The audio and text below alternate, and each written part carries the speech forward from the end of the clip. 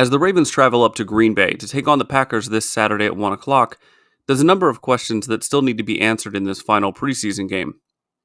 What does the back end of the wide receiver core look like? Who is our starting right guard? Will we see any starters or only depth guys? And which talented bubble players will this stacked Ravens team have to unfortunately and inevitably cut before the start of the regular season? Now we're going to get into these questions and what else to look out for during the Ravens' final preseason game of 2024. Let's get to it.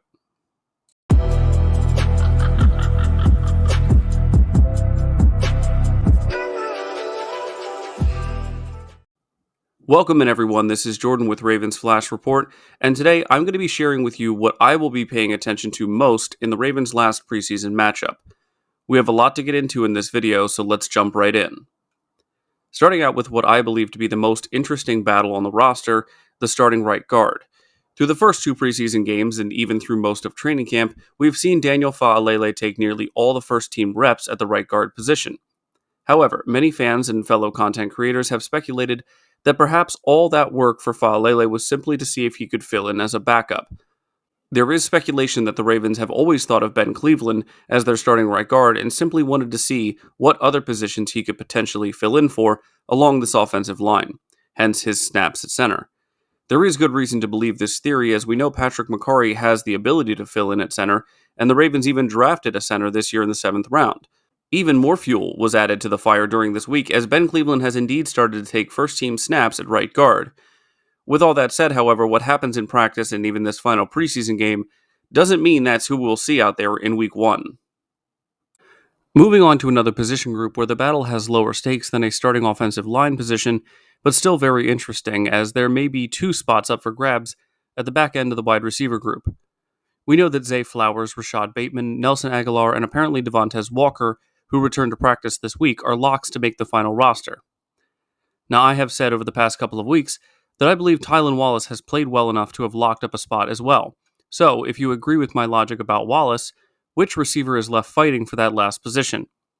As far as we can tell, there are as many as 5 or 6 players who realistically could be fighting for this spot: Hardy, Kirkwood, Miller, Gage, Cunningham, and Wade. With a massive variety in skill and experience, there's really no way to know what the coaches are thinking of each of these players, and watching the game itself may not even answer that question. The problem with the final preseason game is that if we don't see a player, it usually means the coaches have already made their decision about whether that player is cut or not, but we don't know which way that decision has gone. Either way, I'll be rooting for Wade. The last positional battle we're going to discuss for the offense is at running back. Derrick Henry and Justice Hill haven't seen a snap in this preseason, which shouldn't be too surprising, as we knew they were locks for RB1 and 2 before the first game was played. But the ongoing battle between rookie Rasheen Ali and second-year player Owen Wright will be interesting to watch. Wright definitely came out of Game 1 with the lead, showing good vision and a decent amount of power, and although Ali showed good burst and that he could be called on to possibly return kicks, he didn't blow anyone away, and being unavailable for the second game didn't help either. Owen Wright didn't exactly capitalize on Ali being out, but did score a hard-fought touchdown on a dump-off pass from Josh Johnson. With Ali back at practice this week, it's my assumption that he's going to be playing in this game, and I'm curious to see what the snap count looks like between these two running backs. On the defensive side of the ball, there aren't as many defined battles in my opinion. Our defensive line is the same as last year. We pretty much know what our outside linebacker and inside linebacker room looks like, so that leaves only the secondary up for debate from a depth perspective. Combining both corner and safety, we know the locks on this team are Humphrey, Stevens, Wiggins, Hamilton, Williams, and probably Jackson. Beyond those 6, though, there is room for speculation. Now, I've already said that I believe Barbarius Washington has locked up his spot on the roster as not only someone who can play safety, but is a great option at the nickel as well. The question about Arthur Millet's health revolves around how long it will take him to come back. If it sounds like it's only going to be a week, then I'd say he's a lock. But if it seems like he might be out a month or more, he may be a candidate for IR as well. The Ravens and many other NFL teams never seem to have enough depth at corner, so in my eyes, the battle for the remaining spots on the roster are going to come down to Pepe Williams, Jalen Armour-Davis, TJ Tampa, and Daryl Worley.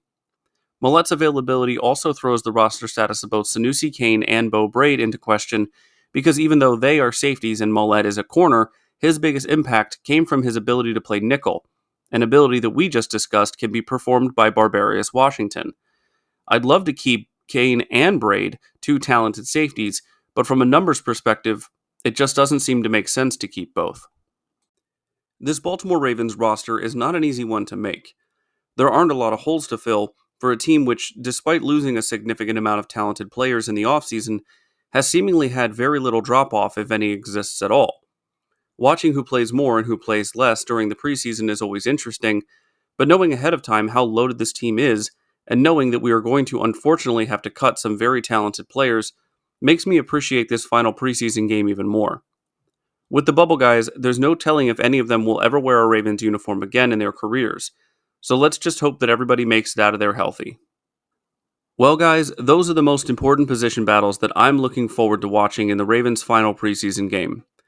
I look forward to breaking down the results of the game and the players themselves at its conclusion. If you enjoyed this preview video, leave it a like. If you're new around here, subscribe. And don't forget to share your thoughts and what you're anticipating from this final preseason game down in the comments section below. As always, guys, stay safe out there, and go Ravens.